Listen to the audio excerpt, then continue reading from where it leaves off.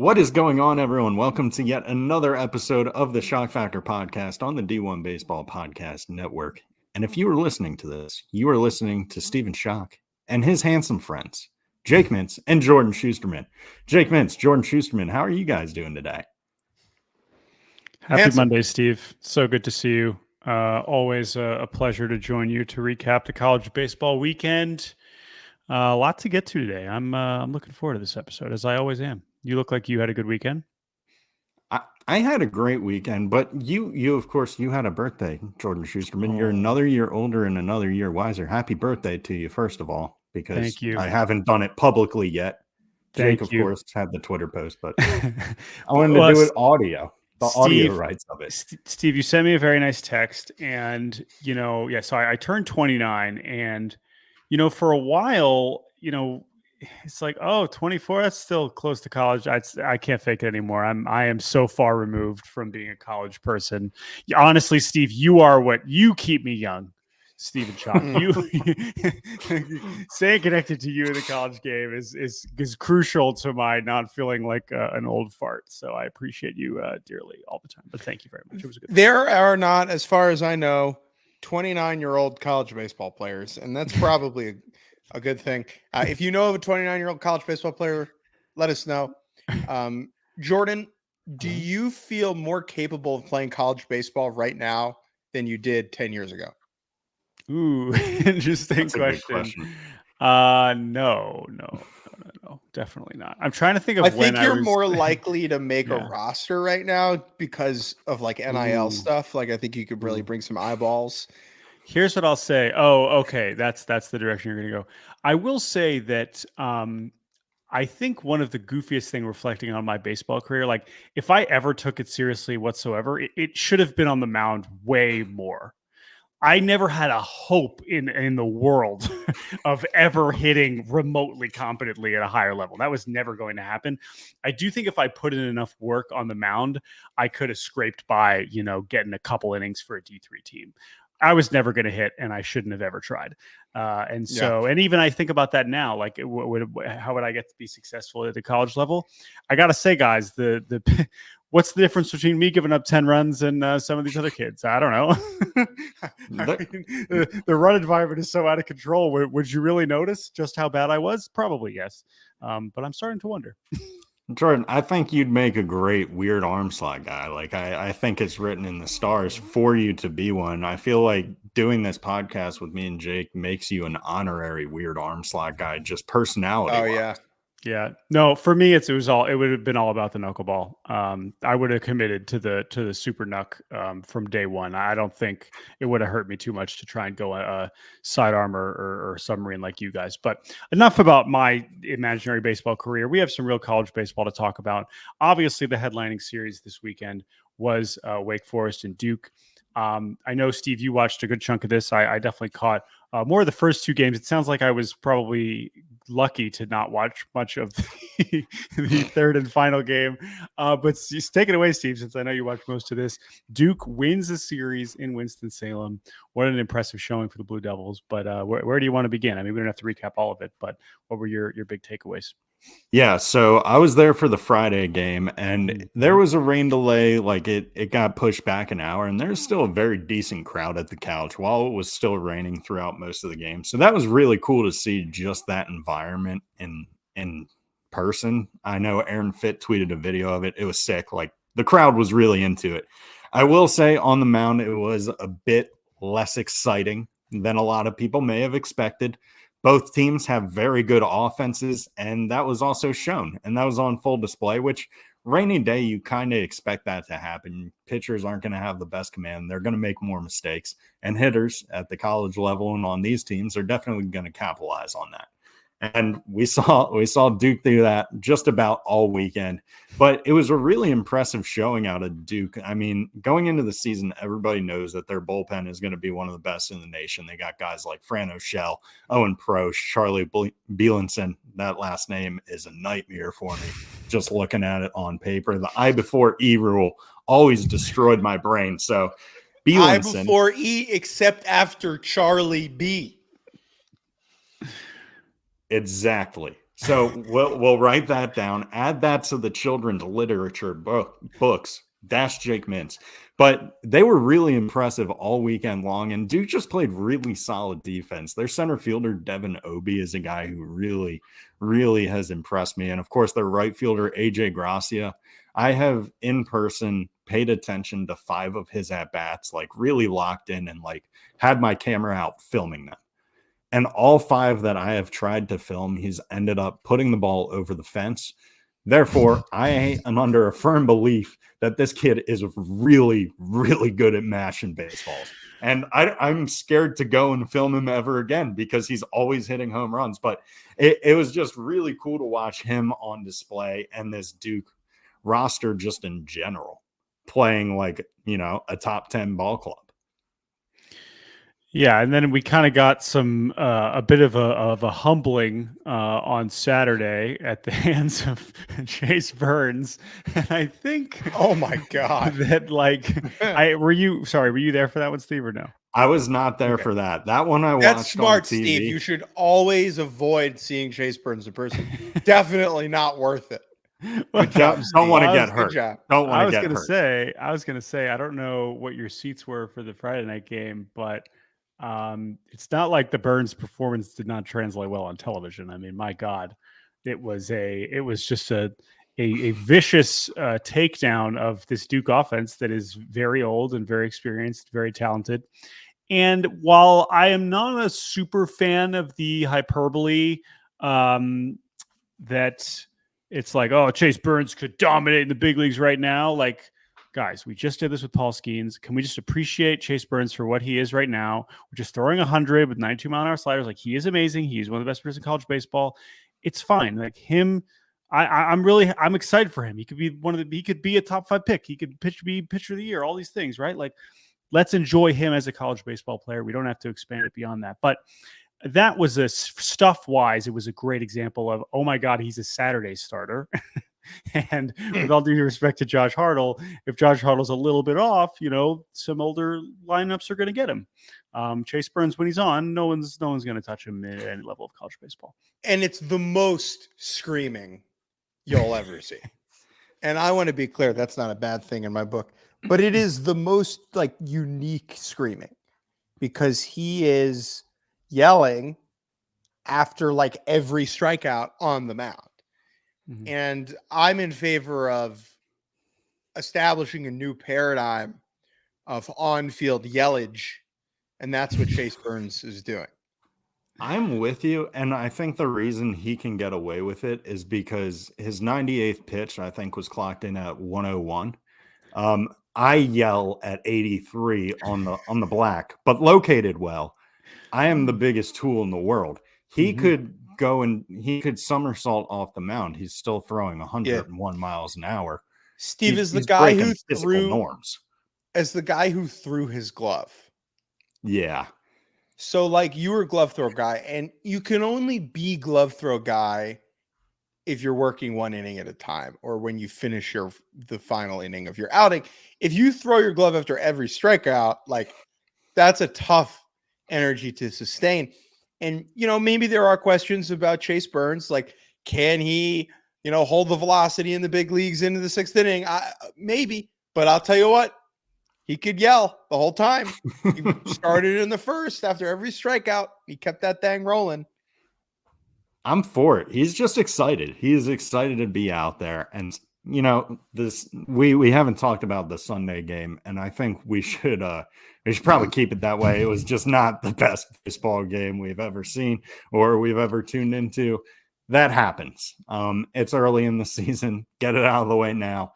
These are both very good baseball teams. And if you are a high schooler and you're watching this and you're like, wow, I want to be a college baseball player, but it seems impossible. It seems like they never make mistakes. That's a game. It's a humble. Tune in on Sunday. It makes them human. That's all right. We moved past it. Can I just say, this is not even a half-baked take, but this weekend in particular, and I've felt this way a lot since we started covering college baseball closely. Sunday is just its own universe. And it doesn't, I'm not saying that they don't count, but like it doesn't feel like the same sport that you're playing on Friday. And like that is, again, speaks to a lot of things in our current state of college baseball. But when you have a high level matchup like this between teams this good and it's getting that bad on Sunday, and there were other things that had nothing to do. I know the umpiring was a disgrace and all kinds of other things, whatever. But Sunday is just, it's in some ways, it's like where series, obviously it's where series are won. It's where teams, make sure, if you're able to sweep, that's credit to you. But part of me, I'm just like, oh my God, these games are just, whew. It makes me believe in God. Like it's a sign that God wants us in church, and not watching ball on Sundays. It's yikes. But anyway, I would say my one other takeaway from the series, and then Steve, you can wrap us here and we can move on, is Nick Kurtz hopefully will start to figure it out. I trust that he will. He's one of the best hitters in college baseball. We haven't really seen him there, but I also don't think we're appreciating Seaver King just being like, I'm the shortstop and the center fielder. What's the big deal? Like, it's like not something. It's very, I don't know. It's pretty impressive. And he to think of that guy was at Division II, like he just stands out. He just pops, man. That guy is really, really gifted. Yeah, he hit a home run on Friday night it sounded like a trampoline, like the aluminum bat power up in backyard baseball, which I know you guys are very familiar with. It sounded identical to that. It went cartoonishly far. It was a really cool home run.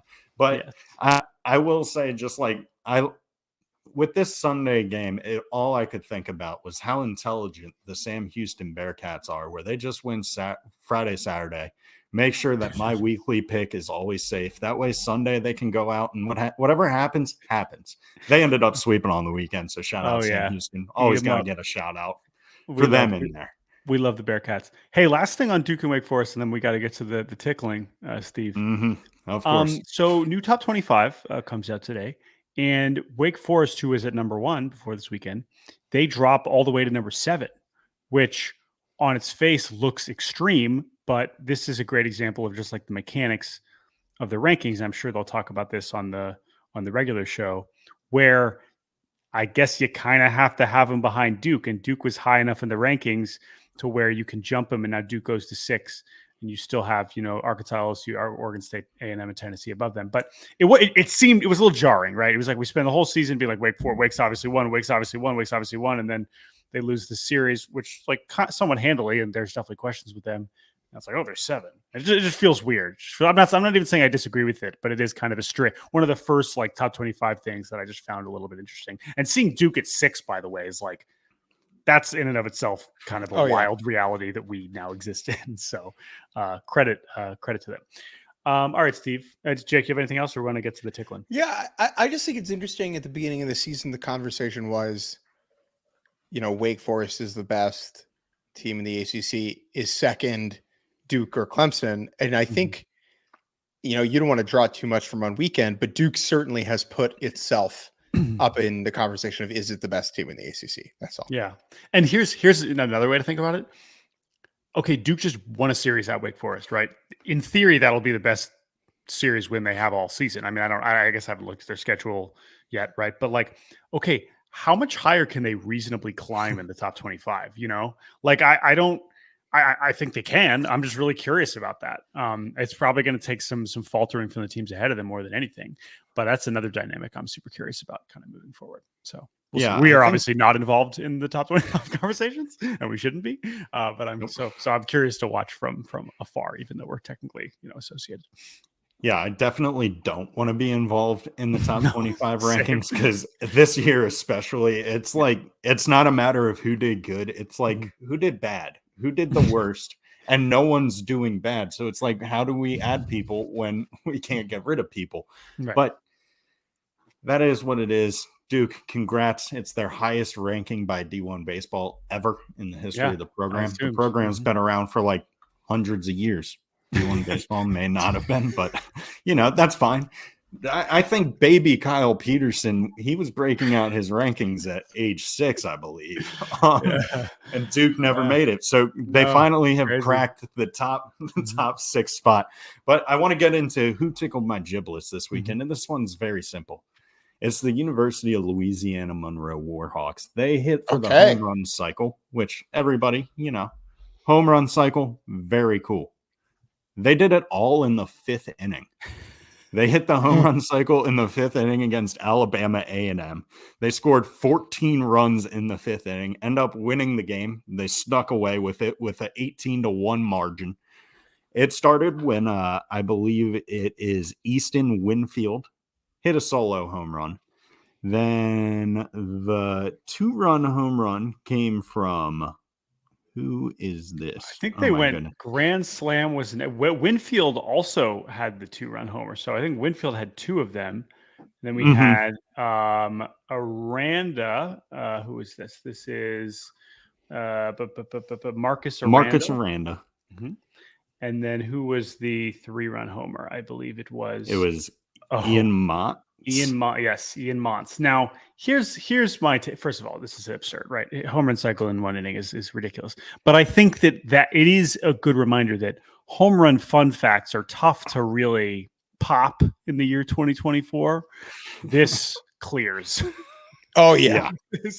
I don't care what the competition is. I don't care what the situation is, what day it is.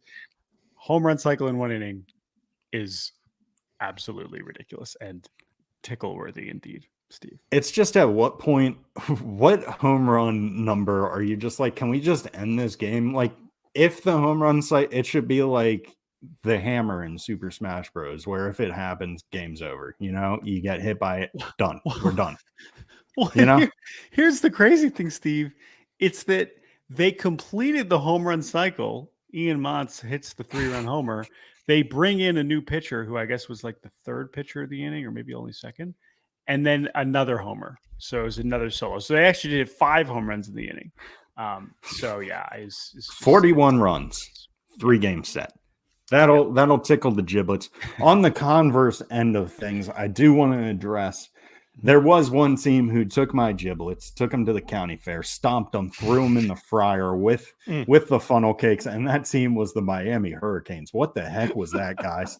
What was going on? You guys came back so many times. It was ridiculous. And then on Sunday, you had the audacity to almost do it again and then do it and then, undo it. But still, the Miami Hurricanes and Virginia Cavaliers had a tumultuous series in which it was just an act of defiance by the Hurricanes, and shout out to them. I guess that was very good. That's okay, Steve. Good. You can very credit where it's due. Credit where it's due. Speaking of Steve's maturity and tickling giblets, I actually think now is a good spot for what you have listed on here, Steve, as personal development update. There was an example of a play in a game this weekend that was quite literally giblets being tickled. Can you walk me through this, Steve? Yeah, so the game, I was so close to not talking about it, but here we go. The game, of course, is the South Carolina Gamecocks taking on the Longwood Lancers, I believe. The Lancers. Yeah, Lancers. Yes, that's a great okay. So we got Cox versus Longwood, and Ethan Petrie is scoring on a wild pitch. He slides into home, I believe it's a wild pitch, and the pitcher's covering home plate.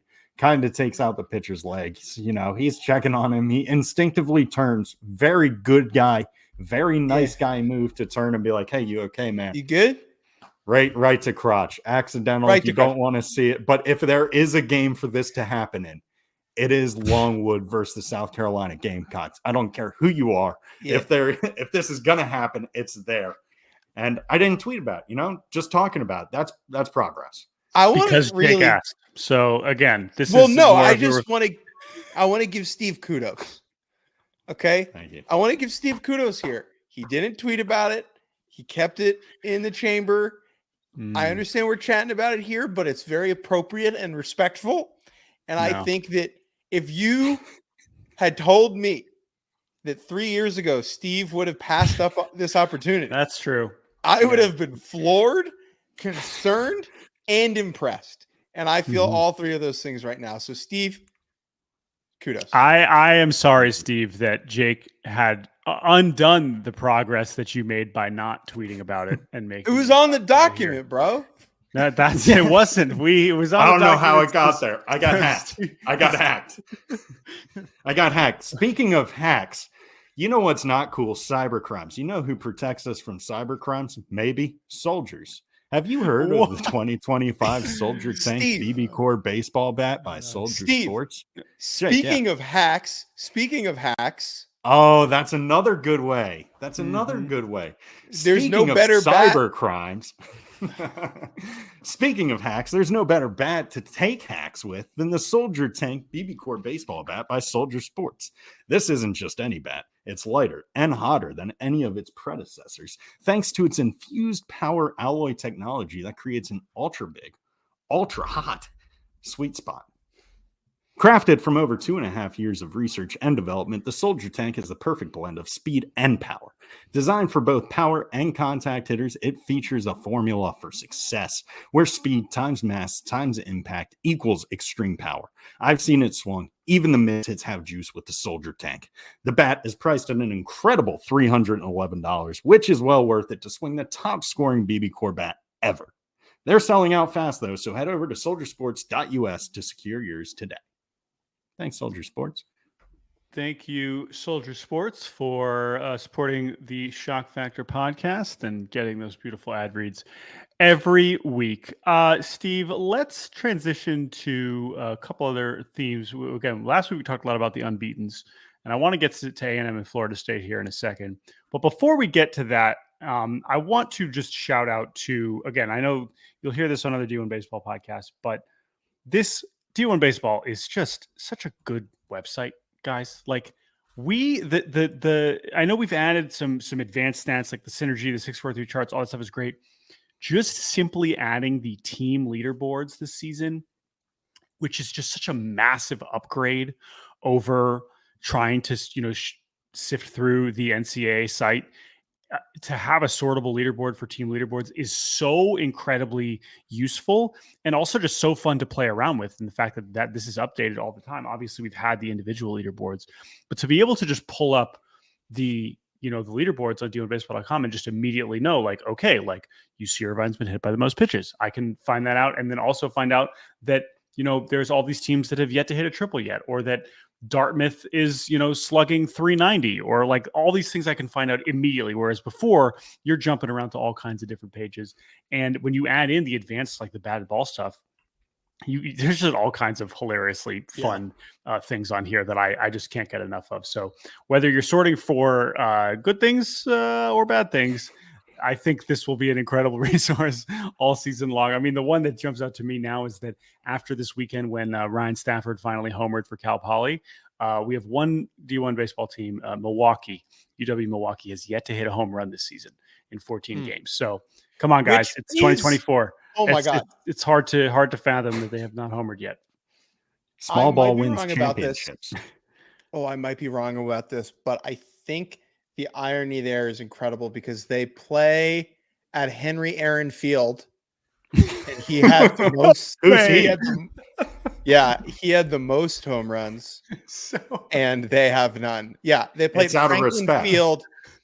Oh no! Oh, sorry, I'm wrong. They no longer play at Henry Aaron Field. They play at Frank. That makes even more sense. They play at Franklin Field. They used to play. Who's Franklin? 27 seasons. Henry Aaron Field at Lincoln Park, which awesome. Hell yeah. To get deeper, throw it away. I'm hitting home runs at Lincoln Park.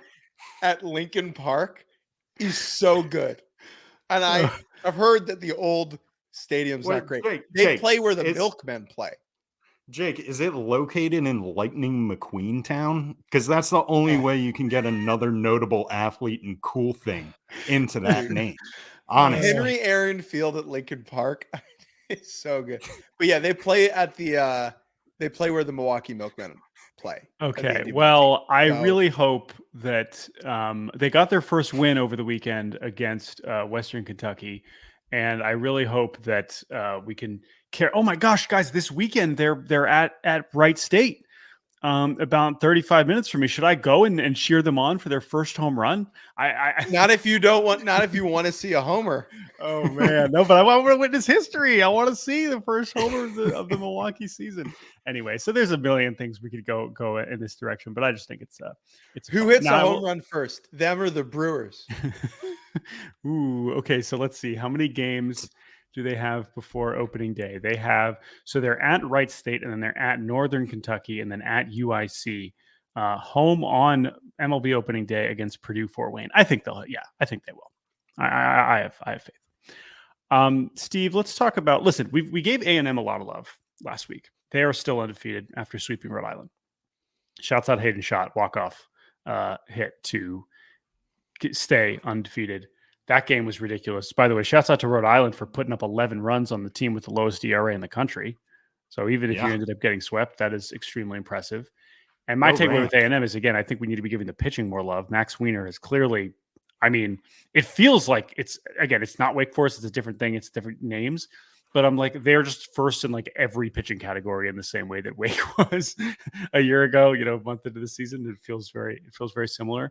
But Steve, I think we need to talk about Florida State more. I know they haven't really played anybody, but it feels like a team, as the other unbeaten team left, that we deserve credit for, especially since you were pretty high on them coming into the season.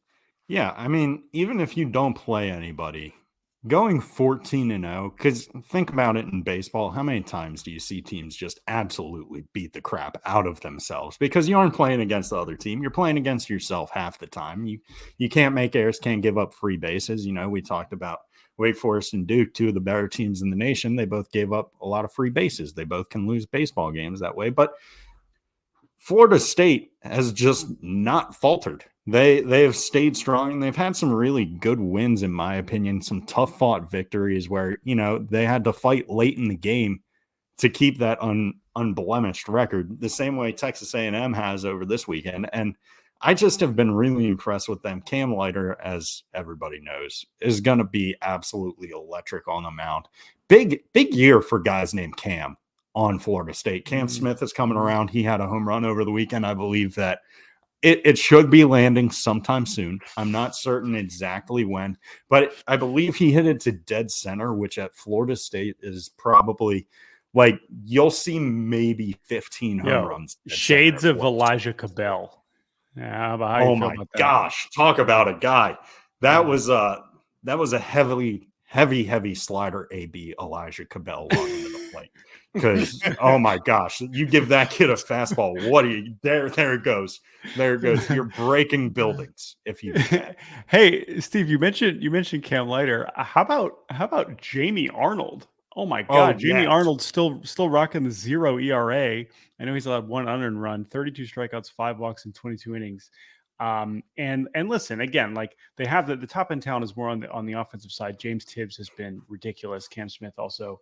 And everyone's hitting for them at this point. But to me, and this is where I want to kick it to Jake here. Like, come on, do we think Link Jarrett was a bad coach? Let's be honest, right? Like, we didn't. no one thought that. So I am curious to see what this looks like as we get into ACC play. But like, this isn't that surprising. I would say he was just going to need more time. Yeah. Like a coach failing in year one of a baseball program is not obviously the be all end all. And so I think you're supposed to, Oh, if you don't, this is not the English Premier League. Okay. If you don't do well in year one, they will keep you around. This is not the Dominican Winter League. But I would say, yeah. Well, I just wanted to say too, Steve, just looking ahead here, right? So first of all, why were they exempt from opening ACC weekend? What happened here? Is this a scheduling thing where they don't spring break? Okay, all right. Well, I don't understand them playing New Orleans. I guess maybe there's. Is there an odd number of teams? I think? No, I think maybe I think it's every ACC team gets one bye weekend. So I think Georgia Tech played Youngstown State, I want to say this weekend. So they both had bye weekends. I know Virginia's is typically with like exam break. Most schools, I think it's with exam break. I don't really know. I'm not 100% sure. I'm removed. But now tomorrow or on Tuesday, we're getting them at Florida, which is some delicious midweek action. And then this weekend we got Notre Dame. So Link Jarrett's going to be, welcoming his old friends to Tallahassee. So, and they've off to, they just got kind of crushed by Virginia Tech. So I'm not saying we're expecting too much from Notre Dame, but that's obviously a fun matchup. But then after that, at Clemson. So that's when we can really start to kind of lock in and see what we have in Florida State. I mean, I wouldn't be surprised. Who knows what happens midweek, but I wouldn't be surprised if they roll into that Clemson series undefeated. So, yeah, and I think this is really interesting too because Florida's also playing Texas A&M this weekend, so they have a really good chance to like bounce back super strong, like to really prove themselves. I'm actually heading down to Florida for this weekend series. I'm very excited to check out those teams at Condon Family Park because that place is freaking awesome. Great food trucks too. Gonna be checking that out. Good ads. Priorities. Before we get to our moments, though, I do feel like one individual we have not really talked enough about is Charlie Condon. Now, again, the competition, like, oh my God, Charlie Condon's hitting home runs against 0-15 Northern Colorado. Like, wow, I can't believe it. But the numbers are at a pretty goofy level at this point. And I would say for someone who was already considered one of the best players in college baseball, for him to be hitting all right, let me just read this. Read this with a straight face. Charlie Condon is hitting 565, 659, 1274 for a 1933 OPS. He has 12 home runs. He has just 35 hits. It's ridiculous. Okay, the guy's hitting 565. What do you like about it? I have a very clear answer. I like that he's hitting. But what do you like, Jake? I like that he's hitting over 500. Yeah, Jordan, in the Major League Baseball, often the guys who hit the home runs are not the guys who hit the hits. And like the idea that someone can hit over 500 with that many home runs, most homers, it does make sense. Like the harder you hit the ball, the more likely it is a hit, and home runs are hits. But that Charlie Condon is saying "Por qué no los dos" is awesome. When our big league brains, it's like, oh, Luis Ariz, who is 5'10", he gets singles and hits. And then... But Steve, before I throw this to you here, again, this is why it's great to have these advanced stats, right? And we have WRC Plus on the website, which is average. What's average is 100. Okay, so if you have 150 WRC Plus, like, man, that guy's hitting pretty well. Charlie Condon's WRC Plus currently sits at 295. So that's insane. Yeah, so he's doing okay. But what's your favorite part about Charlie Condon so far? I was gonna say, Jake, the Por qué no los dos comp is great because he was a member of the Georgia National High School Spanish Honor Society. Not many people know that, but that's probably my favorite part about him is him choosing that Por qué no los dos, and the fact that a general rule of thumb, if you can divide a batting average, this is my advanced stat metric. If you divide a batting average by 2 and it's still serviceable, just don't even bother pitching to the guy. This is one of those guys. Just walk him. Because, oh my God, his swing, it can be short, it can be compact and quick to the ball, but he can also like cast the barrel out and really charge up. Like, that I absolutely love. And so it's like you'll see these 2-strike approach home runs where he's just trying to put the ball in play and it's just exploding off the bat. And you'll see these 0-0 or 3-0 green light nukes where he's just like, okay, if you didn't think this was a home run, you are silly. You are the silliest goose in the ballpark. But the thing is like, okay, obviously, yeah, competition's not been there. I just love that this guy who basically only played first base and like left field last year has played first, third, left, right, and center already this season. And they're just kind of letting him go, which is kind of cool. So showing off the athleticism. I don't know what he is as a pro, but first few SEC series for Georgia at Kentucky versus Alabama at Tennessee. So, we'll obviously see him face some better arms here soon, but I mean, it's quite a head start as far as a player of the year case. So long way to go, but shouts out to Charlie Condon. Steven Schoch. It's time to talk about the moments of the week. Take us through these. I haven't even looked at all these, so let's Maurice. Are you talking about Maurice Mintz? Maurice? Mo Mintz. Mo Mintz. You, Mo cousin. Maurice Mintz. We won't talk about your cousin Mo, but we will talk about your cousin Curley, as in Dean Curley, who almost hit for the home run cycle in one game, which is absolutely insane. More insane when you realize that he is a freshman at Tennessee, and all of his home runs were absolute nukes. So if anyone's like, oh, some of those were wall scrapers, I didn't include this one in moments, just came up because Jake brought up Mo.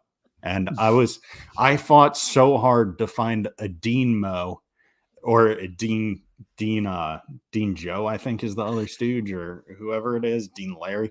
But because Dean Curley was his name, I was looking to see if any other stooge. It was a good Three Stooges reference. Yes, we tried. We tried. No, I appreciate it. Great. Kids these days love the Three Stooges. I know. Trying to, it's for kids of all ages, But I do want to talk about Tanner Thach, who it's not necessarily a moment. He just absolutely went off this week. He was the CAA Player of the Week after hitting .636 with 5 home runs and 9 RBIs. He's a first baseman at UNC Wilmington, and he is an absolute stud. Over summer, he played on the Cape for the Cotuit Cavaliers, played really well. So who could have seen this coming? Pay attention to the Cape.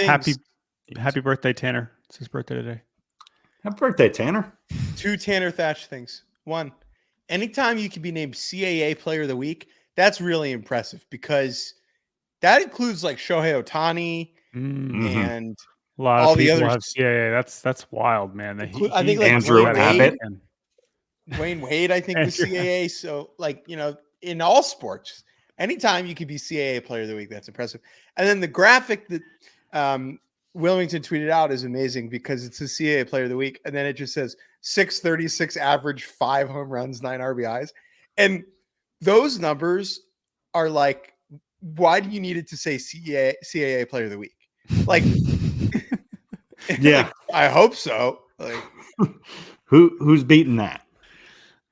Probably not. Not even John Hamm, another CAA client. Steve, let's move on to Blake Burke. You're telling me someone got ejected for a home run again? Hooray! Wow, we love college baseball. Yeah, so Blake Burke in a very nail-biter matchup between Illinois and Tennessee. I believe they were down at this point in the game, actually, Tennessee was. And Blake Burke, of course, mashes a home run because you threw him a baseball over the plate. When that happens, he hits home runs. We know this. History repeats itself. History leaves clues. And then I don't know what happened. I assume he was probably talking some smack to the Illinois baseball team, which is funny because it's like Tennessee versus Illinois, very random matchup. And then he's tossed, which, again, I don't really fully know why he got tossed. I know after the game. Steve, Jake. If there's one thing I learned from Aaron Rodgers, it's that it's important to do your own research. Okay. Mm-hmm. And that's what I've done here today. Whoa, this is from an article by Cora Hall of the Knoxville News Sentinel. Headline: Tony Vitello explains why Blake Burke was ejected from Tennessee's game against Illinois. Tennessee coach Tony Vitello told reporters after the game both teams were warned after the catchers were talking to each other during Camden Janik's at bat. That's the catcher for Illinois. This is Vitello speaking now. Blake hit the home run, and as he crossed home plate, I don't know what he said, but he was clearly talking to the catcher about the home run or telling him about it. Added Vitello, which he's a smart enough guy. He could see where the ball landed. There's no need to do that. Okay, so obviously it seems like the catcher they were talking about, and Vitello being like, Illinois' catcher's smart. You don't have to tell him where the ball landed. Tony V has really had an interesting turn this year. I know it's sort of been remarked upon, but he is definitely a little bit more like, listen, we're still Tennessee, but I don't need to be, the star of the show anymore, or at least I can save my most fiery, reactions for a little bit later in the season, this is a good compliment. We don't need to do that. The other team could see how freaking much we crushed their faces in. Yeah. Tennessee's another team. I'm just so excited to see how good they actually are. Because I think it's pretty good, but I just don't really know yet, respectfully, to Illinois. All right, where we go next, Steve? Oh, yeah, go ahead. I just want to close out on this, that it is very important to note that the Burke family is looking ahead to SEC play, where Blake Burke's mom has quote tweeted the tweet and saying SEC play starts Friday, which, hey, I'm all for it. You know, getting the mind right for SEC play. Tennessee has their priorities straight. Well, Steve, you should clarify what the gift was. You have to. This is the important to the context. The gift says "Ice up, son, ice up." So it's like rest up, get ready. You know, because SEC play start. Chris Burke, not related to Blake Burke, by the way. Blake Burke, Different. Chris Burke, not related. Yes. That is an important context. You want to talk about people who are related, though? Do you want to talk about that? No, nice. We can talk about people who are related. I feel like I would have that would have been like Shaquille O'Neal hitting his head off the backboard after alley-oop was given right to him. But the Hacopian brothers, the Maryland Hacopian brothers, Eddie and Chris, both went yard for in the same game for the first time this season, which is super cool because both these brothers, of course, their dad is Derek Hacopian, who was like an absolute legend at the University of Maryland. He had his junior year, he had like 100 doubles, 100 home runs. Not actually 100, but a ton. It was absolutely unreal. I think he hit like 474. So it's really cool just seeing people wearing the Hacopian name at the University of Maryland, and to see them, you know, not only being brothers, but being good brothers who look out for each other, drive each other. And we talked about that, but this time doing it in a way that they can both take a jog, take a nice little photo opportunity as they're walking back to the dugout for mom and dad. Just nice stuff. You know, you love to see it. Terps, baby. Terps staying hot. Love to see it. Steve, let's talk about this Dakota Jordan home run, and then we will take a break. Yeah. I mean, this guy, I think it's just fun because he doesn't need the help, right? Like, sure, these baseballs are flying over the fence with ease. Dakota Jordan is, I mean, he's hitting some home runs aesthetically where I'm also so grateful that Mississippi State has just this incredible stadium and outfield where just like wherever the ball lands, I'm just so in tune to like, that looks so cool. Whereas again, even with Tennessee, you just mentioned Blake Burke, like there's nothing, you hit it out to right. It's more cool to left at Tennessee, but to right, it's like all of Blake Burke's home runs look the same because they go so far past everything and you can't actually tell where it lands. Whereas Dakota Jordan, it's like, I can always see exactly where the ball lands and it is so satisfying. I do love like the new fence and left for Tennessee, the way that a volunteer could just disappear a baseball. Mm-hmm. Yeah. It really goes. But I think with Dakota Jordan's swing, I think he ranks last on the list of guys I would let hit me in the shin with a baseball bat. Because I feel like his swing would cause me to disintegrate. Maybe he's a good pick because maybe the atoms would just phase through my leg. Maybe we get like a freak accident. I agree. But that kid has absolute grown man strength. I'm glad I don't have to pitch to guys like that anymore. Dude, look at his freaking legs. I mean, I'm sorry, but just watch this guy trot around the bases. It's like, oh my God. He looks like he could pick up a Prius and just kind of move it to the side. Whoa. Full-size Prius. Easy. As an owner of a Prius, I recently had their catalytic converter stolen. All right. That hits too close to home. All right. You aren't converting your catalytics anymore? I don't know how cars work. I'm sorry to hear about your Prius misfortune. Thanks, man. Steve, let's take a break. I know you have another ad read for us. Yeah.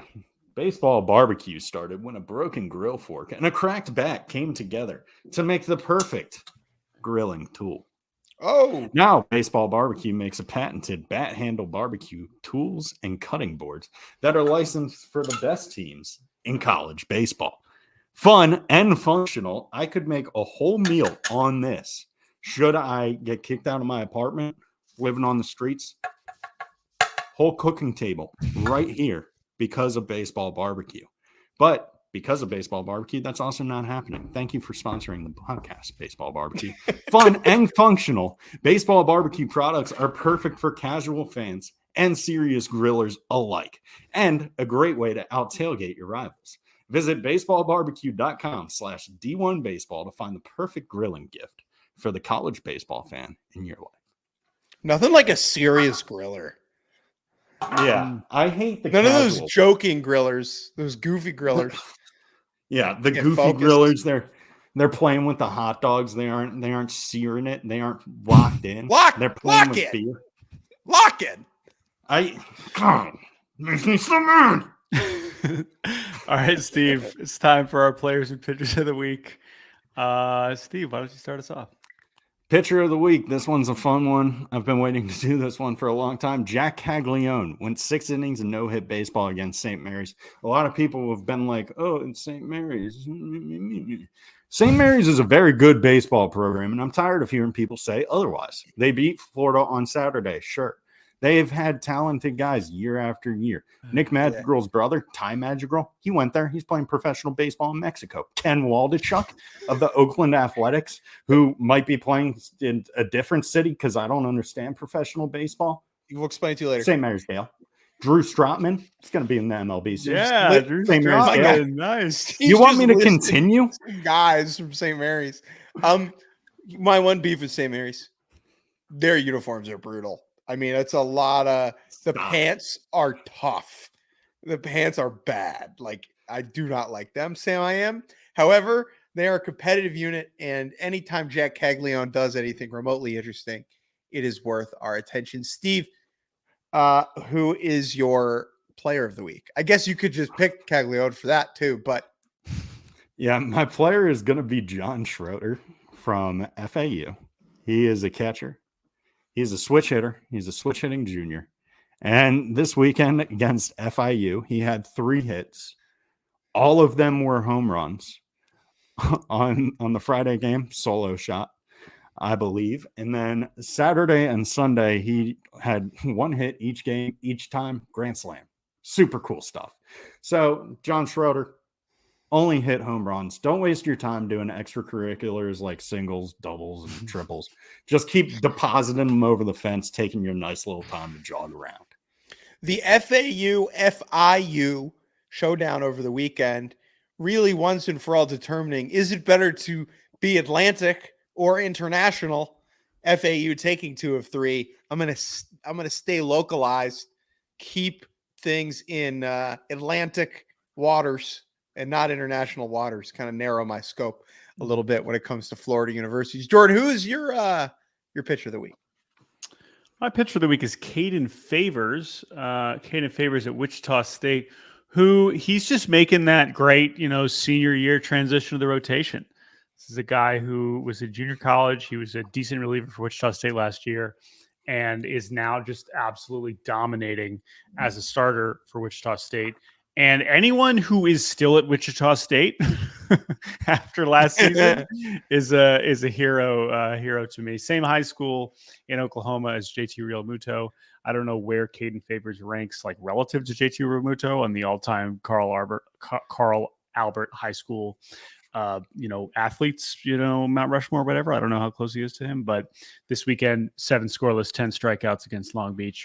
And he's thrown a ton of pitches. He had a CG against Utah Tech last week. So, he's a pitcher I am quite enjoying, and I'm sure he's clearly enjoying being a starting pitcher. So, good for Caden Favors.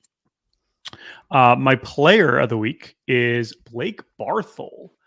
I know I'm shouting out Grant Knipp here on the StreamYard, but Blake Barthel, you were talking about like who cares about extracurriculars? Let's just only hit home runs. Blake Barthel was basically doing that. He had 5 homers this weekend, including probably the best moment I watched live this weekend was his game-tying grand slam against Michigan. But then he, has 4 more home runs on the weekend.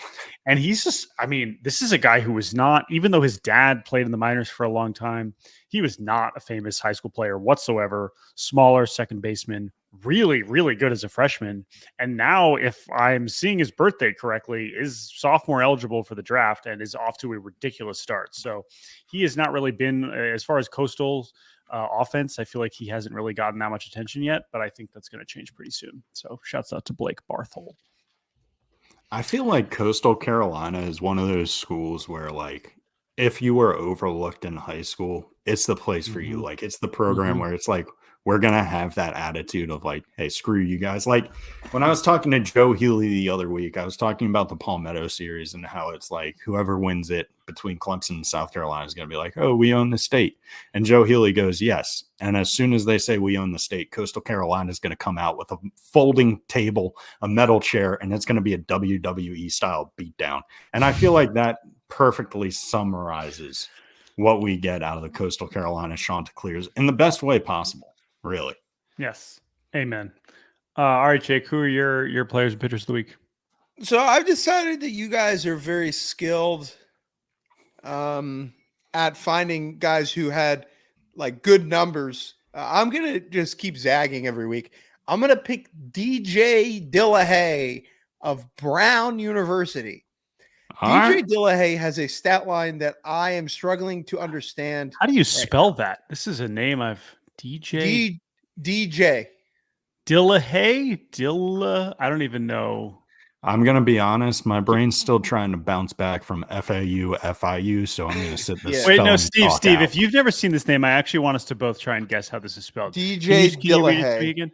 Dillahay. Am I saying this correctly? DJ Dillahay. Where's Dillahay? Can you say the school one more time? Brown? Brown. Yep. Okay. Can you use Brown in a sentence? I'm going to give it a go here. All right. So Steve, you can take the cues for me. Dillahay. Dillahay.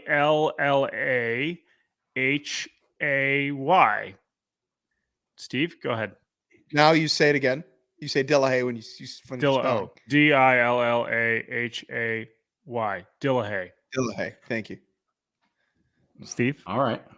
I'm going to go more southern spelling of I believe DJ. We're just going to leave that DJ. That feels right. Dillahay? Yeah. Dillahay.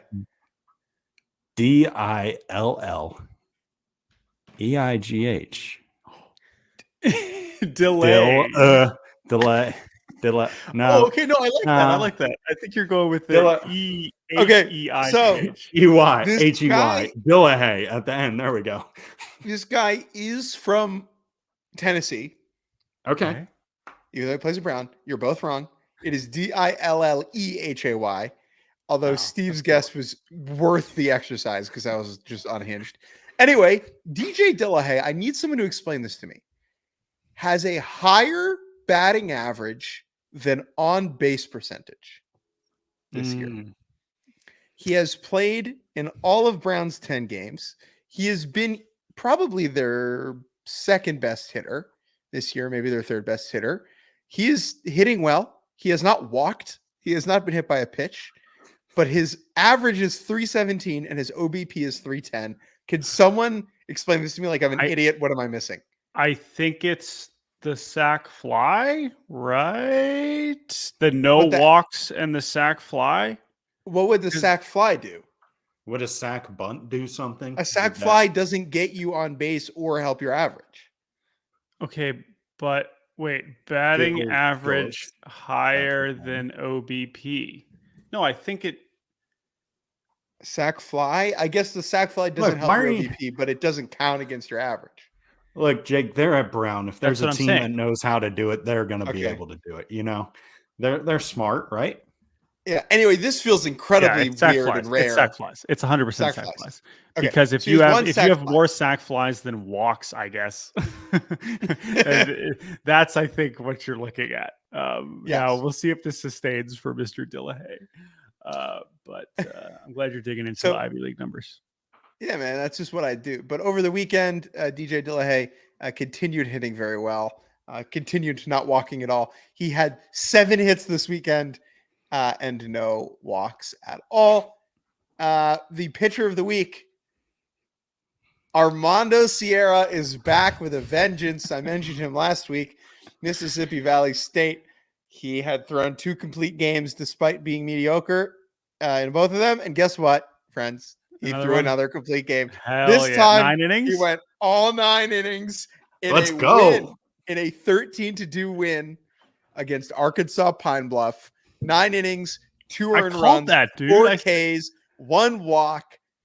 Oh, Dude, I swear, you go back and listen to when you talked about Armando last week. I said Arkansas Pine Bluff, they're scuffling on offense. I could see another CG coming for Armando.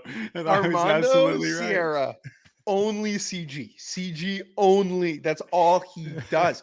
3 starts, 3 CGs. He has thrown 25 innings across 3 starts. He is the only pitcher. Again, pull up these awesome leaderboards. Isaiah Zavala at Incarnate Word and Jack Stellano at Bradley have each thrown 2 complete games, but they have also appeared in other games. So now we do not have pitch number data. Like I don't know how many pitches this guy threw the other day. Okay, we'll just assume I'll go back and count. I'll go back and count by hand. Okay. All right. Sounds good. Thank you for those, Steve. The only update. Sorry. I should just say they have Bethune-Cookman this weekend. I think they're generally pretty good. Yeah. I'm not. Yeah. He might get knocked out in the 8th. Honestly, I just think it's such a missed NIL opportunity with Sierra Mist moving to Starry. You know what? Sierra Mist. Sponsoring Armando Sierra. They Sierra missed a lot of bats. There you go. Quick update on the teams draft. Steve's still running away with things. His team is up to Steve's teams are 117 and 37. My teams are 105 and 48. Jake's team's 92 and 52. Jake, your USC and UConn picks are just tanking your entire season. I hate to we trade them. Maybe at some point during the year we can ditch teams and then add on, or at least add some new ones. I think you have to kind of live with the guy. I mean, I'm stuck with Oral Roberts, but I think that maybe we'll mix in some new ones at some point. What if we get a vote where people on Twitter select which of us each week one person has to switch out a team, something like that. To where we can figure it out later, but we'll add some spice. Steve, if I'm you, you're chilling. You're way ahead of us. You'd have to really choke this lead, which you could. There's a lot of time left in the season. We aren't scheduling cupcakes early. That's not what we're doing. We're going for strength of schedule, even though it doesn't matter. We've had the cakewalk. We don't want it anymore. We'll find out. We'll see how these standings adjust going into more conference play. All right, we're done. Thank you all. SEC is starting this week, guys. That's exciting. I'm very excited for that. Steve, wait, where are you going to be? This weekend, we are going down to Gainesville, Florida. All right, for A&M. Florida Gators and Texas A&M Aggies. Oh my gosh! All right. Well, that will be delightful. I'm sure you'll have a great time. Thanks for all for this. Thank you everyone for listening. Always a pleasure to join you, Steve. Say goodbye to everybody and the podcast. Oh, I'll do that. Thank you guys so much for tuning in to the Schoch Factor Podcast on the D1 Baseball Network. Of course, thank you to our sponsors, Soldier Sports and Baseball Barbecue, for not only making this possible, but when I'm grilling and hitting batting practice at the same time, I just look around and I say, thank God for the Schoch Factor Podcast, making this all possible. I know I'm not as serious grilling as I should be with the tongs, but got to get that batting practice in somehow. I'm heating up baseballs on the grill and hitting them, seeing a way to juice them a little bit more so we can get more home runs in college baseball. That is it. I am out of here. Thank you guys so much for listening to the Schoch Factor Podcast on the D1 Baseball Network. We will talk to you later this week.